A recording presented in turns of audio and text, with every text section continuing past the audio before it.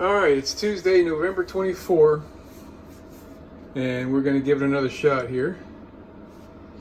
I found some stuff on the internet pertinent to my vehicle, and it's the whole heater and air conditioner, Vallejo. I guess that's the brand name for this bus. And there's two wiring diagrams. And this one includes the bulkhead module, and it looks like this is the power supply. It's not very descriptive. I'm only assuming that these are positive voltage signals. So I'm going to start probing around and see where I have voltage and where I don't have voltage on our system. And I'm going to start with this guy and also the bulkhead module, which is right there. So if you haven't been following along, what I recently did is I took apart this dash and replaced this plastic part. And in the process of doing that, I had to unplug my dashboard right there. I had to unplug the radio, and I had to unplug that. And I did all that with the key off, but battery connected, and maybe that was a mistake, but I really honestly don't think so. But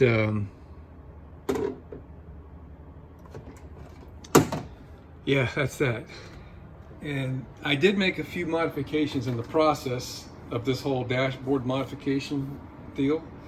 I mean, just for cosmetic purposes, I painted this plate, the plate that goes there, which is hanging, and that one, which really made no change. All those switches I had to disconnect, and I marked the plug on the back of each one before I unplugged everything, so I know all those, and also took a picture, so I know all those are reconnected correctly. The only other thing I did was I hooked up these two power ports. They were not there before, and all that is power and ground that I'm picking up out of my circuit, my fuse panel right there, on two circuits that were not used. And right now they're basically not connected to anything anyway, because they're open circuits. They're not doing anything, and the fuses are not installed. I was kind of hoping that maybe I had taken a fuse out of here for testing purposes, to see if I could, when I was trying to find out where I could find empty circuits, like you can see where these the blue and the gray wires going right here. Those are the two circuits that I added right there. Okay, the first and second pin on that plug right there, they were not, it was open. There was nothing connected to that, so I connected to it. So as long as the other end of these wires is not connected to anything, there's no change to anything, right? So what we've got going on now is when you crank it up, the AC is dead. There's no power to this at all, or apparently no power. Nothing functions. And after about 5 seconds, the throttle pedal becomes non-responsive, and the engine jacks up to about 1100 RPM, like some kind of PTO feature has been enabled. I learned that at the moment that happens, there's a click that was occurring here, and I left it in the house. There's a little square relay, which I haven't figured out its purpose. It was in here. So I'm not sure if something is triggering the relay, and the relay is triggering another circuit, or what, but as long as this relay has been removed, I don't lose my foot throttle. The vehicle is back to normal again. So I have no idea what's going on with that. I don't have a code reader, so I can't get into the vehicle. But I'm going to backtrack some steps Firstly, I'm going to check this out. There may be a bunch of things that are coincidental here. But firstly, I'm going to check this out and see if I'm getting power out of my bulkhead module to this. If I'm not getting power out of my bulkhead module, then I've got something upstream in the system that's creating a problem. It might be just because I was moving wiring harnesses around back there that, you know, there's a connection problem behind the dash. So yeah, here we go. All right, so it looks like this A9 is our power supply to B12 terminal on this guy. And then AC clutch request is probably coming back, and this is a signal going into the vehicle. And then here, this would be an output going to the clutch. It's because here's your binary switch, high-low pressure switch on the, I think that's right on the AC compressor. And then AC compressor. So M has got to be an output. I'm quite certain A9 is an output. B7 is probably an input. So what I've done, I looked inside here, and you can see there's terminals 1 through 12 across the top, or 12 through 1, however you want to look at that. A is on the top, B is on the bottom. So that corresponds with what I'm seeing here, although I've got a lot more wires than they're showing here. So I marked my plug with a B side and an A side.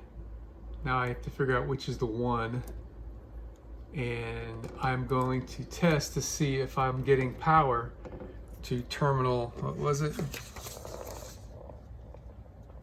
B12 when I turn the key on.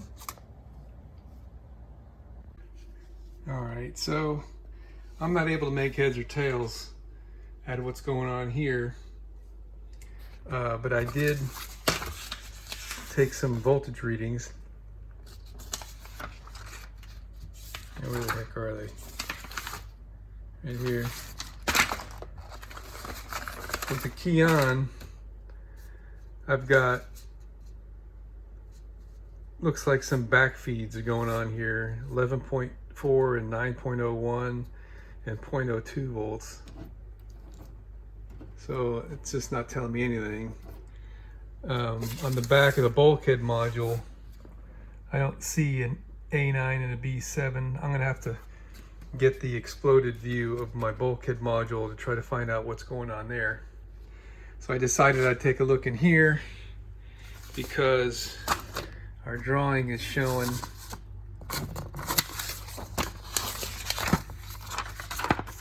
voltages. This does not seem to be the exact same system that I have here, because somewhere in here I read that we have a brushless motor, and I'm pretty sure this thing's got brushes in it because you can hear them rubbing. I mean, this looks like just a standard brush motor to me, right? But anyway, I'm going with what I got. So blower motor is supposed to have positive ground and pulse width modulated, and then I'm not exactly sure, we got 3 going to 2 here, but when I look at the back of this, I've got 2 going to the motor, and then there's 3 right here. So maybe this is a motor speed control that uses pulse width modulation, right? So that might be what we're looking at. And if you look right here real close, you can see somebody has pierced that wire doing some voltage tests rather than just probing the back of the connector. All right, so I can be critical of others if I can. All right, so this guy is getting power from here. So we could follow this around and see where that's going. I mean, this is, you see where what I'm up to right now. I'm just gonna start following some stuff. But anyway, while I was in here looking around, I noticed this plug is not all the way in. I don't think that was enough to make any difference. This, I think, is the chassis computer, the body cab computer. I don't really know what the hell it is, but we're looking around for something that we may have dislodged. And I guess I might just go ahead and take off everything just so I could see everywhere that I've been and double check that I didn't accidentally yank a plug out or something.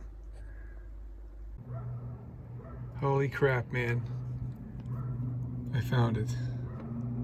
A 30 amp fuse was blown. 30 amps. And it's definitely popped. So now the fan comes on and it runs. I'm gonna plug that little relay in and see if I have that problem with the throttle again. All right, we got it. I'm a little disappointed in myself because the first thing I did was check those fuses, but I forgot that there was that fuse panel out there over the left wheel. And so the only thing I don't know is how did I blow that fuse. I don't have any idea how I could have blown that fuse, and that's a little bit troubling. You know, I guess I need to have something to worry about, so I'm going to worry about that. So, you know, what I was thinking I might have done is when I drilled this hole, this panel was already in place, and it went through the plywood, and I was thinking that maybe I drilled into a wiring harness like this or something. So I just had to pull the top off and take a look. And it does not appear that that's the case, because the only thing below this is an empty cavity where the air, defroster air blows. I mean, I really wish I knew how I could have blown that fuse, but anyway, so now, yeah, the key's on, by the way. The only thing I got left to fix is these two T's right here.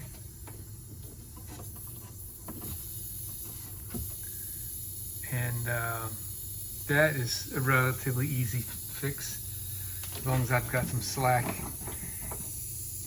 in those, which it looks like I do. So just for shits and grins, with the key on, I went over to terminal B12 and I got full system battery voltage, just like this thing says it should have. So what I'm going to do now is take a few minutes and read this plug and see what I've got with the key on, and take some notes and probably lose them, but I at least want to get a better understanding of how the system works, and then we'll button it up.